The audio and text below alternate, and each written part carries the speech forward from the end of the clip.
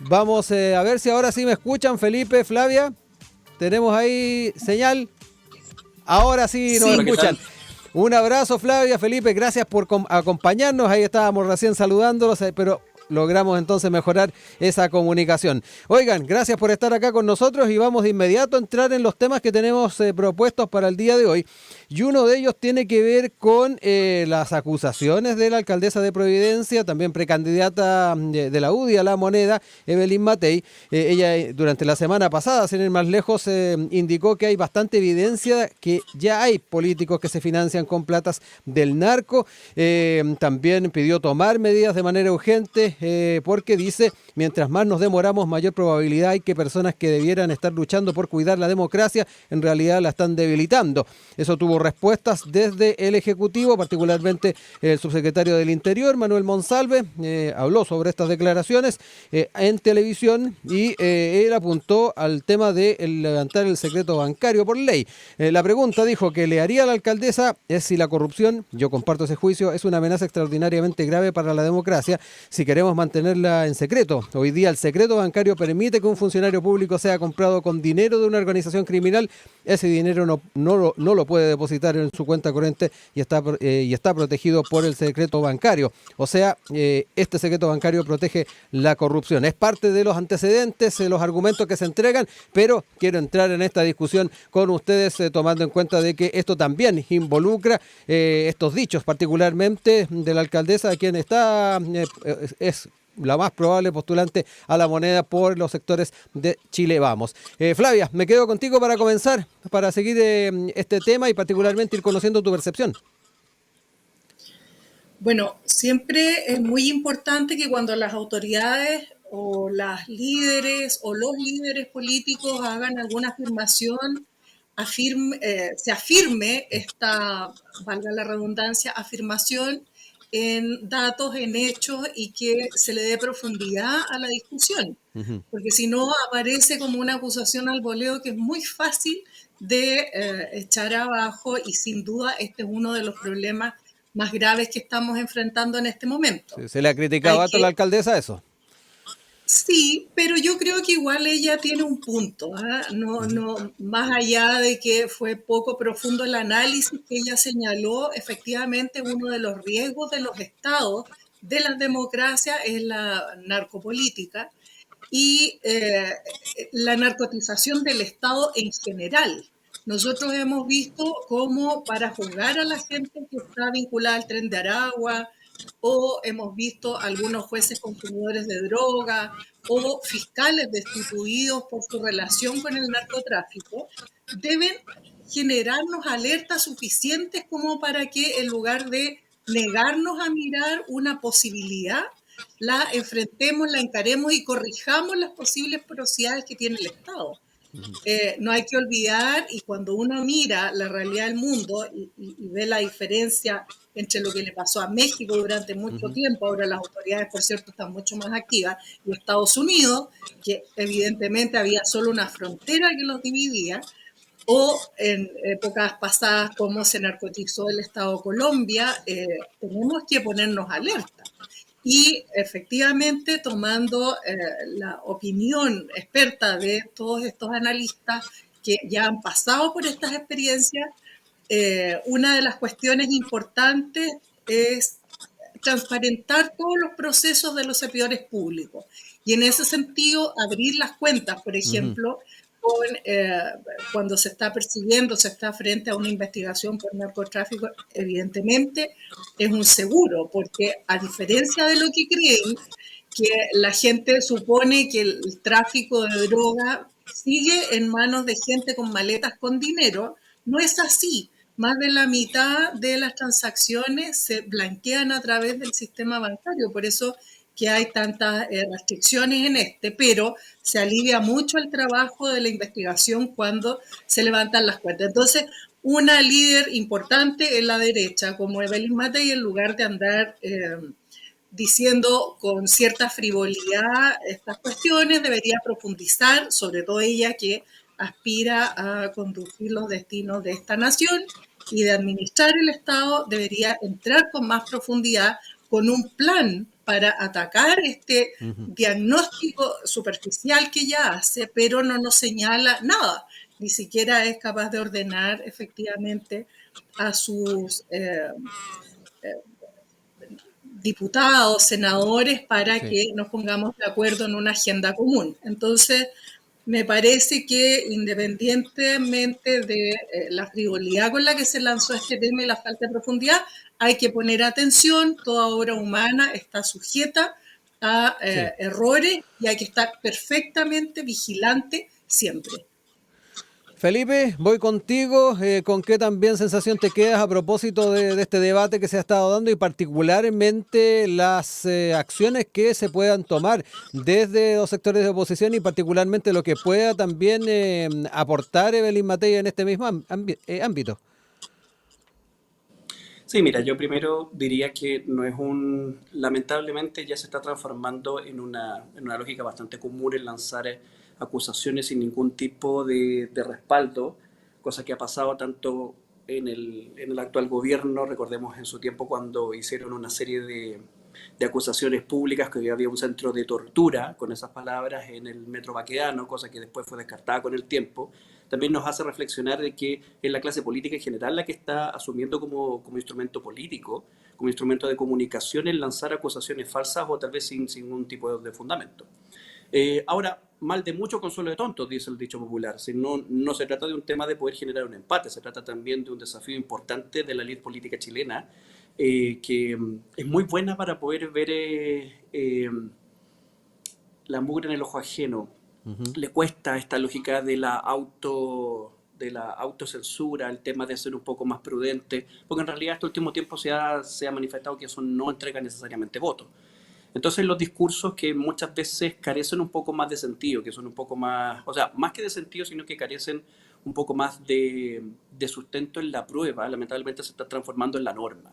Y Ujú. no solamente desde una perspectiva de la oposición, sino que también desde una perspectiva del gobierno en sí misma, en donde tal vez los mismos datos son analizados de manera bastante irrisoria, por decirlo así.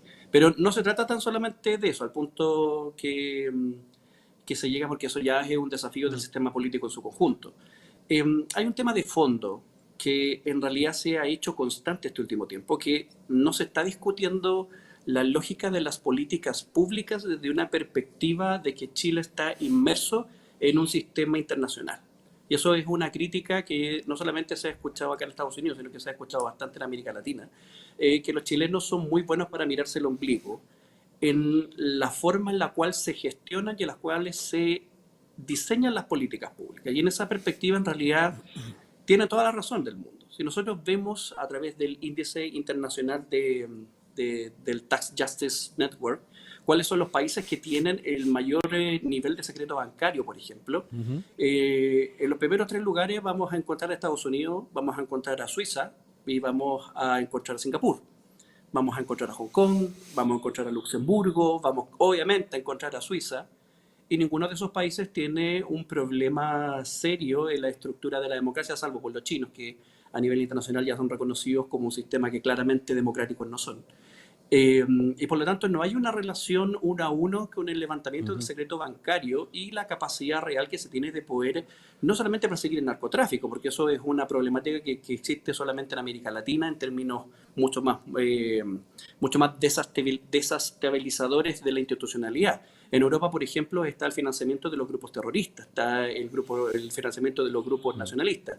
Y si nosotros vemos este mismo ranking, podemos encontrar Alemania, que Alemania no tiene secreto bancario, pero que tiene una serie de otros mecanismos de gestión interna como los Treuhand o los fideicomisos, que básicamente funcionan también como una cortapisa para poder generar una serie de inversiones en el sistema financiero, que el principal foco financiero es en Alemania y Frankfurt, y en donde no es fácil poder desarrollar una investigación para poder desenmarañar quiénes son los dueños de estos fondos. Entonces, al final, no se trata tan solo de una situación que Ujú. afecta a Chile, es una situación que afecta a nivel mundial el tema del secreto bancario, pero en este mismo índice Chile se encuentra en el lugar 73 de ciento y tantos países. Eso significa que estamos en un nivel bastante aceptable de acceso a la información dentro de lo que significan las investigaciones para la transparencia bancaria, O sea, no estamos al debe bajo ninguna circunstancia.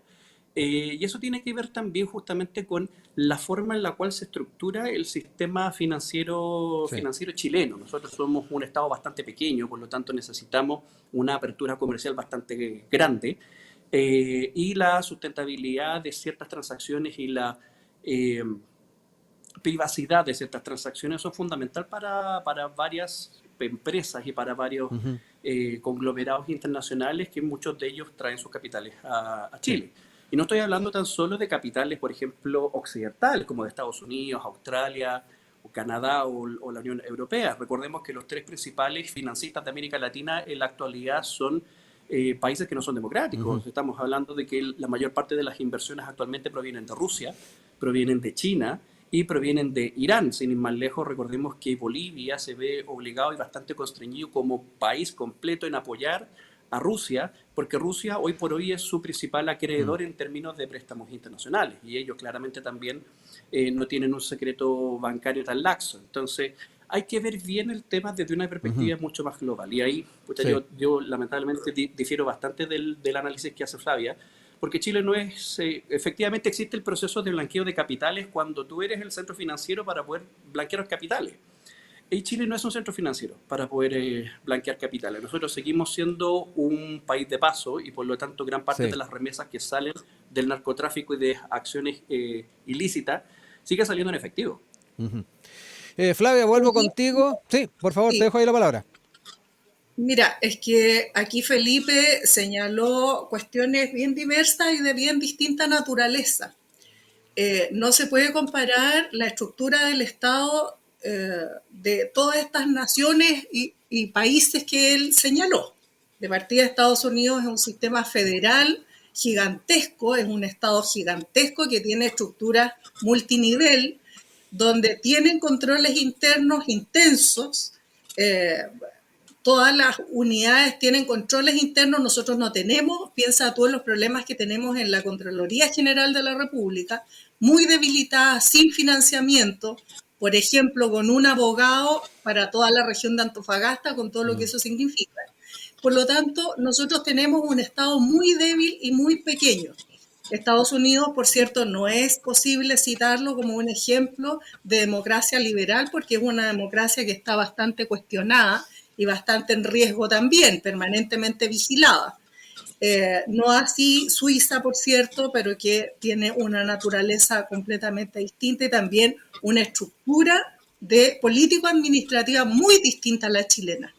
Nuestro país tiene débiles controles, por eso que nunca funcionan las iniciativas o los impulsos a los procesos de descentralización, porque transitamos hacia una descentralización sin control y se dan anomalías en los territorios que terminan yendo en contra de los intereses de las propias regiones, como el caso Fundaciones, por ejemplo. Por lo tanto, yo una de las cuestiones que no puedo dejar pasar es que no se pueden comparar Ujú. las estructuras políticas administrativas de estos países, menos aún Estados Unidos, donde tiene un sistema de recaudación y una institucionalidad para recaudar impuestos que es feroz. De la muerte y de los impuestos nadie se libra en Estados Unidos. No hay esas condiciones de evasión y elusión de impuestos como tenemos en Chile, donde pareciera ser casi legítimo que las grandes empresas evadan impuestos y contraten a ejércitos de abogados tributaristas para que les permitan evadir impuestos en un sistema que tiene que ser reforzado. De hecho, es una de las cosas que se está legislando en el Congreso Nacional ahora, como al menos se evita la evasión y la elusión de impuestos, a lo que la derecha sistemáticamente se ha opuesto. Esa es una cuestión que ya es incomparable, digamos, y otra cosa es el tema, yo no voy a poder aceptar, digamos, o concordar con el argumento de que porque es bueno para las inversiones de algunos empresarios o capitales, se oscurezcan las transacciones y las finanzas no estén debidamente transparentadas. Ese no es ética ni moralmente un argumento aceptable. Es decir, las reglas del país donde se va a invertir tienen que ser claras, estrictas, y por atraer inversiones uno no puede dejar espacios a la oscuridad, digamos. Nosotros tenemos un país que además está rodeado con vecinos complejos. Tenemos un país que no es tan de paso como señala, digamos, pero sin duda no somos el destino final porque somos una economía muy pequeña. Pero lo que está acá pasando, eso está súper estudiado, no lo discutamos mejor, porque está establecido que más del 51% de las finanzas del narco se tratan de blanquear a través del sistema bancario. Y, insisto, los datos que tienen las fiscalías están definidas porque una de las dificultades, y asimismo nos dicen los expertos también que vienen de Colombia, de México, de Estados Unidos, que la mayor dificultad es la opacidad de las transacciones, y a pesar de que la banca ha avanzado, nosotros no hemos avanzado. Y si además sirve para transparentar las transacciones truchas, porque en este país hay grandes transacciones truchas que se hacen, como por ejemplo Factop, es un ejemplo de cuestiones ilícitas que se hacen a la sombra de los oscurantismo de nuestro sistema, no se pueden permitir. Si aquí la cuestión, o se hacen negocios de manera decente y transparente, o no se pueden hacer. No es todo vale para atraer dinero, porque cuando viene la oscuridad, esa oscuridad también se transfiere a todos los espacios de la vida, especialmente en un país que todavía tiene tan imbricados los intereses económicos con los intereses políticos. Por lo tanto, ahí es donde la separación tiene que ser intensa. Disculpa que me haya extendido, Raúl. Dejé de escuchar. Sí, yo también. No sé si Rodrigo escucha. Sí, nosotros no te escuchamos a ti. No, Rodrigo, te perdimos. Comunicación para poder entonces escuchar Ya, también sí, el ahí sí, punto ahí de sí, vista de Felipe. ahí sí. Ahora sí ya me escucha, Felipe, me quedo contigo Sí, sí, no, respecto a los completamente. planteamientos y Mira, esta opacidad de la que hablaba sí, también Flavia. sí. Mira, yo creo que Flavia me da el punto justamente con las cosas que se están comparando. Primero que todo, yo tengo una preocupación bastante genuina cuando ella dice que no se pueden comparar estados, cuando existen disciplinas completas a nivel de las ciencias sociales y a nivel de las ciencias políticas que sirven justamente para comparar distintos tipos de estados.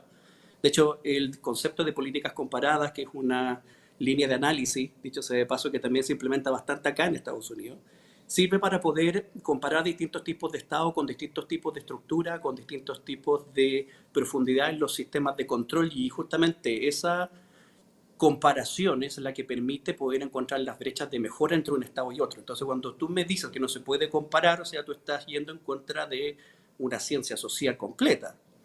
Y eso a mí me preocupa porque en realidad significa que hay una falta profunda de conocimiento de cómo funcionan las políticas públicas en términos de poder implementarse, diseñarse y sobre todo de levantar los diagnósticos, lo cual me hace nuevamente tener razón en el punto que yo digo que los chilenos son muy buenos para mirarse el ombligo y piensan que es acá, en Chile, donde se desarrolla todos los elementos del mundo, y eso no es así. Partiendo que todos los procesos teóricos y los procesos de implementación de los estados modernos vienen de las sociedades occidentales y fundamentalmente de Estados Unidos y de Europa. Lo que nosotros tenemos en Chile, y una de las grandes ventajas comparativas en términos institucionales, es justamente que nosotros hemos implementado gran parte de las teorías y también de la experiencia comparada de las políticas públicas que se han implementado acá en Estados Unidos, sobre todo después de la New Public Management que implementa Bill Clinton y que se transforma en el eje fundamental de todo el proceso de modernización del Estado chileno. Entonces, si Flavia me dice que eso no es comparable, yo con todo el respeto del mundo le pediría por favor que rectifique sus palabras, porque está muy equivocada al respecto y no solamente está deslegitimando un área completa del conocimiento de la ciencia social y la ciencia política, sino que también me preocupa que exista una discusión de políticas públicas con este nivel de, no voy a decir ignorancia, pero sí de falta de conocimiento profundo, porque no puede ser de que tú, dentro de un programa de trabajo colectivo como es esto, que a través de los medios de comunicación diga que los estados no son comparables. Porque son comparables y llevan 100 años comparándose. Y las ciencias les sirven, las ciencias sociales sobre todo, sirven para poder generar este tipo de comparaciones, sobre todo en políticas públicas. Lo segundo, para que podamos también hacer una comparación. Oye, pero espérate, no te voy a... También puede ser... Perdón, Rodrigo, A ver, ¿sabes qué? Es que eso fue un ataque personal y fue una descalificación a la que se están acostumbrando la mayoría de la gente cuando tienen un interlocutor al que no le entienden el fondo del argumento. Yo estudié ciencia política y abandoné el estudio de la ciencia política. Soy magíster, de hecho, en ciencia política. El fondo del argumento que me estás diciendo, y lo dijiste abiertamente, es que los estados no se pueden comparar, y los estados se comparan. Pero se comparan peras con peras y manzanas con manzanas. Entonces, no. O sea, partiendo por el tema que si tú me estás diciendo que si los estados se tienen que comparar con estados similares, está profundamente equivocado. Eso no es así. Los estados, independientes que sean unitarios, que sean federales, escuchémonos de a uno, por favor, si no entendemos. Que sean de partido único, que tengan distintos tipos de sistemas políticos y distintos sistemas de partidos, sí son comparables. Y de hecho son comparables a lo largo del tiempo. La ciencia política, porque la gente que se dedica a estudiar ciencia política interpreta los fenómenos sin entender los procesos políticos. De hecho, yo insisto, soy magíster de ciencia política por la Universidad de Chile. Yo soy magíster de ciencia política, soy magíster en educación, soy magíster en negocios aquí en Estados Unidos, soy magíster en políticas públicas y soy magíster en estudios latinoamericanos. Yo tengo 5 máster. Y estoy actualmente trabajando y soy investigador de la John Glenn College, que es la mejor escuela de políticas públicas que existe en América, según el ranking internacional de la revista de Shanghái. Felipe, centrémonos en las réplicas ahora, particularmente a lo planteado. Yo te estoy diciendo lo que es, no lo que tú crees que podría ser. Y te estoy haciendo una corrección, porque lo que tú estás diciendo es erróneo. Tú estás diciendo que los estados, dependiendo de la estructura y de su institucionalidad, no son comparables. Y yo te estoy diciendo que sí son comparables. Y que existen varios estudios, y que existen varios papers, y que existen líneas completas de las ciencias sociales, no solamente de la ciencia política, sino también de la sociología, de la psicología, de la ciencia de las institucionalidades, en donde tú puedes comparar institucionalidades que son distintas. Es la base de las políticas públicas. Y es la base también que nosotros hemos generado para poder tomar los elementos propios del proceso de modernización del Estado chileno, tomando como ejemplo todo el proceso de teoría de la nueva administración pública que viene desde Estados Unidos y que viene desde Europa, que viene también con estructuras de Estados distintas. Si no se trata solamente de un tema de que eso es lo que yo pienso, es lo que yo investigo, es lo que yo creo. No, es lo que es. Tú dijiste que las institucionalidades, que los estados, por tener distintas estructuras y distinta institucionalidad, incluso al tener distintos sistemas de partido, no pueden ser comparables y eso es un error. No es así. Porque los eso estados no fue a nivel internacional sí se pueden comparar. El levantamiento del secreto Flavia, Felipe, en honor al tiempo, aprovechemos. Ni con Brasil, ni con Argentina, y tampoco con México, son todos federales. Sí, les quiero dejar unos últimos minutos para cerrar ideas. Flavia, Felipe, últimos minutos para después irnos al otro tema y aprovechar bien el tiempo. Flavia. Bueno, el levantamiento del secreto bancario, volviendo al tema de origen, digamos, a pesar de este lamentable impasse, no es comparable una situación en el estado de Chile, en Estados Unidos, en Suiza, porque hay objetivos distintos, estructuras distintas, institucionalidades distintas, y no tiene nada que ver, digamos, lo que se puede hacer en Estados Unidos y en Chile, porque en Chile hay demasiadas porosidades del Estado que están resueltas en los otros estados y en los otros tienen dificultades distintas a las que tenemos nosotros. Por eso que la candidata Evelyn Matei, cuando lanza, volviendo a la propuesta original de esta conversación, cuando lanza esta sospecha sobre los candidatos que vienen ahora a competir, digamos, en la próxima elección, hace una temeraria afirmación que tiene que ser resuelta, pero que pone un foco en lo que yo creo que tenemos que dedicarnos a mirar con atención, porque efectivamente hay un problema en el Estado de Chile, y este gobierno, por cierto, se está haciendo cargo sin la cooperación de la derecha, que se ha negado sistemáticamente a tomar medidas como, por ejemplo, el levantamiento bancario, que es una de las herramientas que hay para perseguir el delito. Felipe, para cerrar el tema, ahí te dejo los últimos minutos. Mira, el índice de secreto bancario internacional, que lo hace la Fundación Tax Justice Network, lo que hace justamente es hacer una comparación a través de distintas variables, de sistemas distintos, países distintos, con institucionalidad distinta y sistemas políticos distintos. Y en este índice, porque justamente los índices internacionales sirven para eso, como el Índice Internacional de la Libertad, el Índice Internacional de Desarrollo Económico, que se puede estandarizar los países y los estados, a pesar que tengan estructuras distintas, establece que Chile se encuentra en un ranking de 120 países en el lugar 73. Eso significa que está en un sistema intermedio. O sea, que no existe o sea, no es el ideal en un 100%, existen ciertos grados de opacidad sin lugar a duda, pero no estamos dentro ni siquiera de los primeros 50 de estados que tienen un nivel alto de opacidad en términos de procesos financieros. Y bajo esa perspectiva yo creo que la discusión, y espero que efectivamente se tome bajo esa premisa, tiene que ir de la mano directamente con lo que se busca perseguir. Y para eso justamente lo que se busca perseguir, que es el dinero que ingresa supuestamente al sistema financiero a través del blanqueo de capitales, entonces que se haga un análisis y un desarrollo profundo de ver cuál es el porcentaje de este dinero que efectivamente es blanqueado a través del sistema de capitales chileno, a través del sistema bancario chileno. Porque la experiencia internacional establece que los centros de operaciones del narcotráfico, que es la principal fuente, blanquean normalmente estos fondos a través de remesas, a través de procesos de sacar el dinero fuera del Estado que produce esos fondos y los termina lavando en sistemas que son mucho más funcionales al narcotráfico, como por ejemplo estados en México o varios de los paraísos fiscales.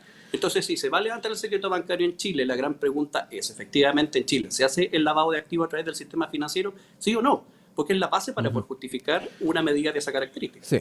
Son las 9:39. El 51% del dinero en Chile se lava a través del sistema bancario.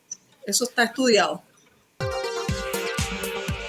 Siendo las 9:43, retomamos nuestra conversación el día de hoy con nuestro panel, con Felipe Caro, con Flavia Torrealba, quienes nos acompañan en este comienzo de semana, y cambiamos de tema y nos quedamos particularmente con este caso de WhatsApp, que de alguna manera también está complicando un poco el tema en el Poder Judicial, esto por las implicancias que tiene desde una perspectiva de opinión pública, pero además también importante seguirle la huella a cuáles son las propuestas que están surgiendo desde la interna. De hecho, en lo que han sido los plenos que se han desarrollado en la Suprema, se ha estado planteando algunas soluciones dentro de lo que se señaló en algunos medios de prensa, sin ir más lejos, en el Mercurio el día de ayer, se daba cuenta de las posiciones que ha tomado, por ejemplo, el ministro Sergio Muñoz en torno a impulsar la activación de la Comisión de Ética.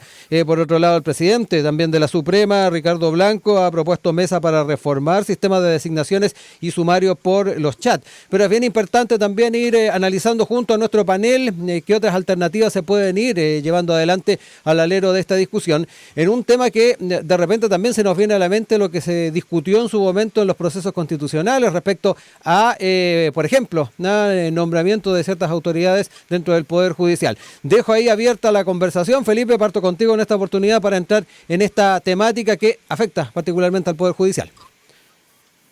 No, sin lugar a duda. Yo creo que sí es efectivo la revelación que hizo el periodista Tomás Mochati el viernes pasado, que en el pleno de la Corte Suprema, la ministra Letelier lanzó una especie de amenaza velada al resto de los ministros, diciendo que nadie había llegado, creo que la expresión fue que, o sea, de que nadie era, o que había llegado por obra y gracia del Espíritu Santo a ser ministro de la Corte Suprema. Va a entender también de que es una práctica bastante extendida, que es una práctica bastante habitual el generar en negociaciones, el intercambio de favores, para poder llegar a una estructura del máximo tribunal del país. En realidad que tiene características más que nada políticas, más que jurídicas. Lamentablemente esto no es algo exclusivo de Chile, también pasa en varios países. Que claramente aquí hay un tema de debilitamiento, porque se supone que que participen los tres poderes del Estado en el nombramiento de los ministros de la Corte Suprema. A partir de las 22 horas, este canal está autorizado para transmitir programas para mayores de 18 años.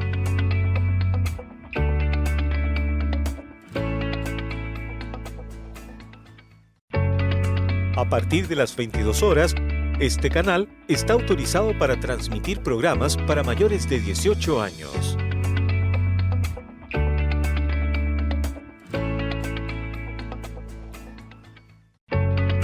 A partir de las 22 horas, este canal está autorizado para transmitir programas para mayores de 18 años.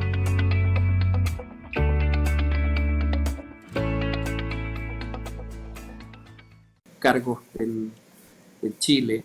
Hay un desafío grande ahí también que tiene que sostener la clase política en cómo mejorar estos procesos de nombramiento sin permitir que sea un solo poder del Estado el que sea parte de. Pero lamentablemente esto es una práctica bastante extendida y que no es algo solamente que sea parte de algunos ministros en particular, con algunos elementos en particular, sino que es absolutamente transversal. Y que claramente nuevamente se establece, yo me acuerdo que lo hablamos hace como un mes atrás, de que los WhatsApp de Luis Hermosilla se iban a transformar en una caja de Pandora, que iban a empezar a salir y que se iban a dar a conocer una serie de otros elementos. Yo creo que esto es una arista más de las que todavía quedan por conocer en este caso. Flavia, en tu caso, ¿cómo observas también no solamente la discusión que se está dando a nivel de Poder Judicial, de Corte Suprema, del Pleno, sino que además importante la percepción ciudadana que se está teniendo a este tema? Yo traía a colación la discusión que se dio también en los procesos constitucionales respecto a este tipo de designaciones y la manera en que se van definiendo. Bueno, aquí hay varias cuestiones que son interesantes de mirar. Una es la división evidente que hay al interior de la Corte Suprema, que es una cuestión bien grave, digamos. Las conductas individuales de jueces y juezas, por ejemplo, que fueron evidentes en un momento cuando se trata de implementar esta medida de investigar o de reactivar el comité de ética, y las personas que estaban cuestionadas votan. Habla también de un problema con las conductas individuales y la ética mínima esperable de estos jueces y juezas que están arbitrando finalmente los problemas más complejos del sistema de justicia. Son la guinda de la torta, la corona. Por lo tanto, uno esperaría que en este nivel de la estructura judicial no pasaran estas cosas. Sin embargo, al parecer hay un problema, y eso yo creo que es un gran problema, que al interior de la estructura hay una división severa y que al parecer es bastante irreductible ese problema. Y el segundo tema es que en el sistema de nombramientos esta cuestión también está bien estudiada y hay ejemplos en todas partes. Y a mí, en lo personal, me parece que es un sistema, ningún sistema de nominación va a ser un sistema completamente perfecto, porque aquí no estamos hablando, especialmente en una comunidad tan pequeña como la chilena, donde los jueces, el sistema judicial se forma en una sola en una sola ala, en una sola escuela, digamos. Todo el mundo se conoce, no hay gente que viene del espacio exterior. Por lo tanto, lo que hay que hacer efectivamente es minimizar los riesgos, y para eso hay que incorporar elementos del azar. Por ejemplo, se ha propuesto, a mí me gusta mucho este tema de que se conformen quinas al alero del Poder Judicial y en concordancia con los otros poderes del Estado, y que después sea el azar el que defina a los miembros, porque ahí la deuda, entre comillas, que pudieras tener con algún personero que haya favorecido tu avance es menor. Nunca va a haber, insisto, ningún los actores, porque este es un país muy pequeño donde todo el mundo está relacionado. Entonces, porque si no vamos a entrar en esta casa de brujas y en esta transmisión también de lo que pasa en estos espacios que hasta el momento han estado tan cerrados y que la ciudadanía recibe como una nueva traición, un nuevo golpe a la fe pública, y va horadando y dañando severamente otra estructura que es un poder central en las democracias liberales. Entonces, a mí me parece que hay que corregir efectivamente. Me gusta el origen de los postulantes en espacios colegiados como el Senado, sí, o que deriven de algún sistema que el mismo Poder Judicial seleccione, pero con el cuidado de que no nos pase como que se encapsule y se generen otros incentivos para nominar que después sean peores o más difícilmente corregibles. Que tiene esta lógica tripartita la nominación, sí, pero al final del proceso creo que hay que incorporarle un elemento que rompa esas lealtades y incorporar cuestiones neutras, como por ejemplo el azar, después de una quina, sí, que sea por una nominación. Esto está bastante, ha habido hartos ensayos ya, y creo que hay que hacer ajustes, pero una de las cuestiones que hay que tener cuidado es que no se siga profundizando la desconfianza dentro del Poder Judicial, que está muy quebrado, y en relación, claro, también a la percepción ciudadana. Nos quedan pocos minutitos, les dejo ahí el tiempo para ir cerrando también estas ideas, estos puntos, y también comentando parte de lo que ya se ha dicho. Felipe, me quedo contigo, ahí también daba algunas líneas, Flavia, por donde se podría avanzar. Sí, a mí también me gusta el sistema de nominación por lógica ciega, como se conoce, más que por sorteo. Cuando uno tiene dentro de los candidatos, en realidad uno no ve los nombres, sino que ve las calificaciones, cuáles están mejores, cuáles tienen otro tipo de currículum ciego, en realidad. Tiene mucha más lógica. Porque efectivamente el diagnóstico que hace Flavia es correcto. Chile es un país con una institucionalidad y con una élite política muy pequeña. O sea, sin ir más lejos, la inmensa mayoría de los ministros de la Corte Suprema provienen de la Universidad de Chile, provienen de la Universidad Católica. Entonces ahí hablamos básicamente que existen dos escuelas de derecho. Me recuerda bastante el Patio del Poder de Renato Garín, en donde se concentran los procesos de toma de decisiones en el futuro. O sea, si tú logras construir lo que se conoce como capital social, y si tú logras construir el capital social suficiente en las escuelas correctas, en las universidades correctas, básicamente tú tienes todo para poder ser nominado. Entonces, ¿por qué no empezar un proceso de cuoteo en la Corte Suprema, en donde de todos los ministros el 10% por lo menos que sean de universidades de regiones? Por ejemplo, que un tanto por ciento vengan de universidades privadas que no sean parte del CRUCH, por ejemplo, para poder también darle mucha más diversidad a la estructura propia de la Corte Suprema y que rompa un poco las lógicas, efectivamente, que permiten que se manden mensajes por WhatsApp y que se manden... Bueno, antes no existía WhatsApp, antes sencillamente sí, uno se juntaba a tomar un café o generaba un llamado telefónico para pedir básicamente estos mismos favores. Oye, vota por esta persona, vota por esta otra persona. Y en realidad cuando ingresan más actores al sistema, cuando ingresa un sistema de selección mucho más diverso, con este proceso de cuotas, se rompe un poco esta lógica tan institucional de que si tú estuviste en tal escuela o tuviste tal persona, conociste a la gente correcta para que tú puedas pedir los favores correctos para poder llegar a este punto. Yo creo que eso se puede, existen mecanismos que se pueden implementar al respecto, pero sí, la hay de razón, hay que mantener el sistema de elección colegiado a través de los tres poderes del Estado, sobre todo el rol del Senado en términos de poder elegir con 2/3, muy importante porque obliga a tener un consenso político. Y bajo esa perspectiva los desafíos están, pero las soluciones también son bastante implementables, por decirlo así. No hay que inventar la rueda nuevamente, y sino que hay que hacer unos giros de tuerca más o menos importantes, pero totalmente asequibles. Flavia, para cerrar, te dejo ahí el tiempo.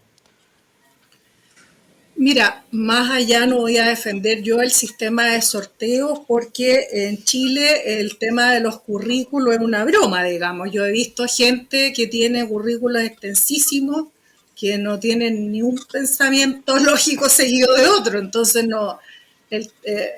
me gusta el azar. Insisto, es un sistema aprobado. Hay una lógica que rompe este tema de las influencias, porque también cuando uno introduce los elementos de cuota, introduce otros elementos que también pueden contener una suerte de perversión en su origen. Pero yo quiero centrarme en otro tema que tiene que ver con la debilidad de los colegios y las comisiones de ética de los distintos organismos. No solo estamos viendo esta falencia en la Corte Suprema, donde el órgano encargado de vigilar la conducta, en el fondo, el control interno que tiene el sistema no existe, sino que se está tratando de levantar ahora, porque uno esperaría que la gente que está atendiendo los temas públicos, los intereses públicos, el bien común, tenga una conducta ética que sea concordante con su rol en la sociedad.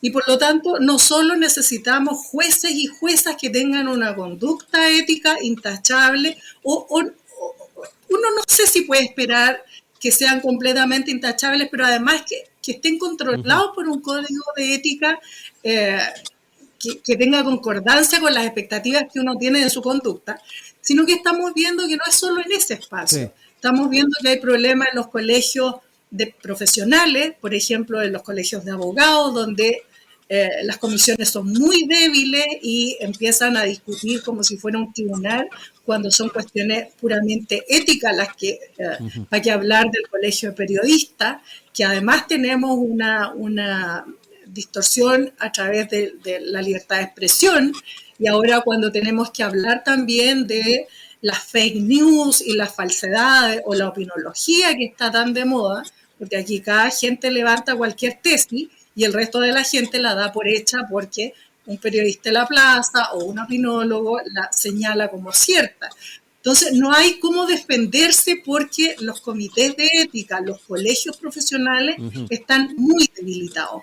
Y eso a mí me parece que, por ejemplo, deberíamos seguir un poco. Hay colegios que son más fuertes, sí. El colegio médico, pero hay que tomar en serio porque hay una responsabilidad en la conducta individual que por muy perfecta que sea tu estructura administrativa, no puede ser reemplazada. La decisión de hacer las cosas bien, de manera transparente y correctamente, es una decisión al final del día personal, porque no hay obra humana que te proteja de la corrupción y de la decisión de entrar en el lado oscuro de la moral, digamos. Por lo tanto, creo que hay que hacer un llamado también ahí a el funcionario público, la funcionaria pública y todo aquel que esté relacionado con los asuntos públicos, a que la conducta esperable tiene que ser coherente con el rol que ocupa